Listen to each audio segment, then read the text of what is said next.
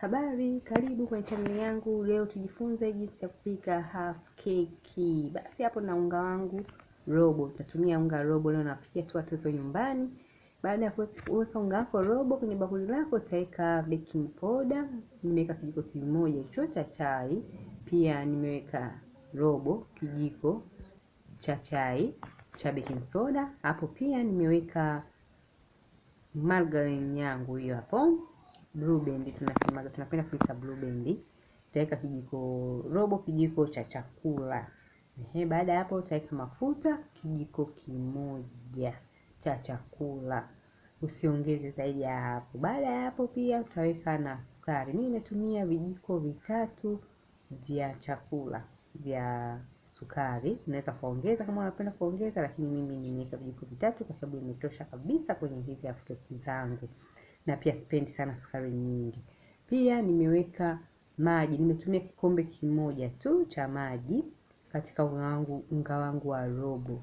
Baada ya hapo utaweka tu polepole, usiweke yote kwa pamoja, taratibu, ili uangalie na ule ugumu wako ambao utaupata katika keki zako. Keki zinatakiwa unga uwe mgumu, usiwe laini kama ule kupika chapati. Hapana, unga wako uwe mgumu kama utakavyoona hapo unga wangu utakavyotengeneza. Basi mimi nimeweka kidogo kidogo maji yangu. Baada ya hapo nilitumia mkono kukanda, kwa sababu hizi ni keki ambazo ninatengeneza tu hapa nyumbani. Tunakula leo half keki na watoto wangu wamesema, mama, leo tutengenezee half keki. Basi leo niwatengenezea half keki kwa staili hiyo.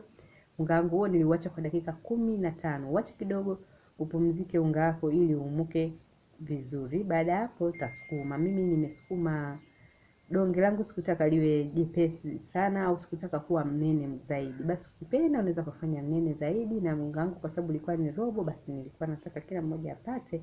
Nilitengeneza kitu ambacho sio mnene sana. Baada ya hapo nilikatakata kama hiyo, nilitumia pizza cutter kukatia hizo keki zangu. Unaweza kutumia kisu ukakata tu ukapata shape nzuri kabisa.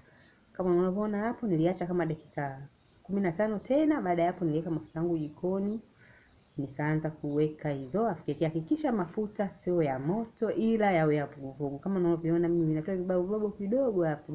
Mafuta yangu hayakuwa ya moto, yalikuwa tu mafuta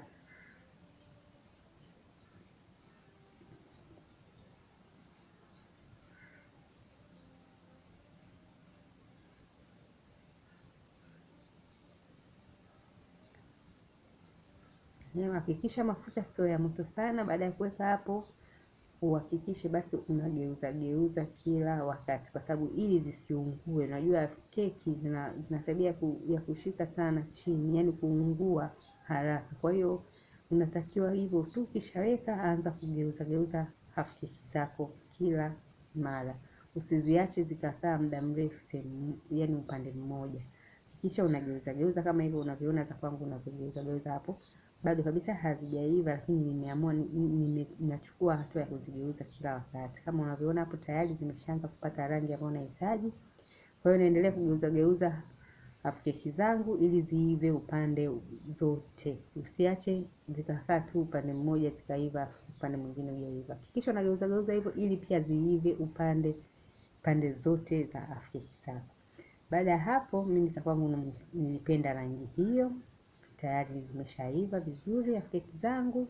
Basi nimeanza kutoa. Hakikisha unaweka tishu ile ya jikoni kwa ajili ya kukausha mafuta, kunyonya mafuta kwenye half keki zako. Lakini half keki zangu angalia, hazijanyonya mafuta kabisa, ni laini, ni tamu, ni nzuri na hazina shida kupika. Nimepika kama ulivyoona. Kufuata hatua hizo na wewe basi pikia hapo nyumbani familia yako, siku moja nao wafurahie half keki. Half keki zetu hizi jamani ni tamu, ni laini, hazina ugumu, lakini zina crunch kidogo, ni nzuri sana. Basi usisahau kusubscribe. Bye.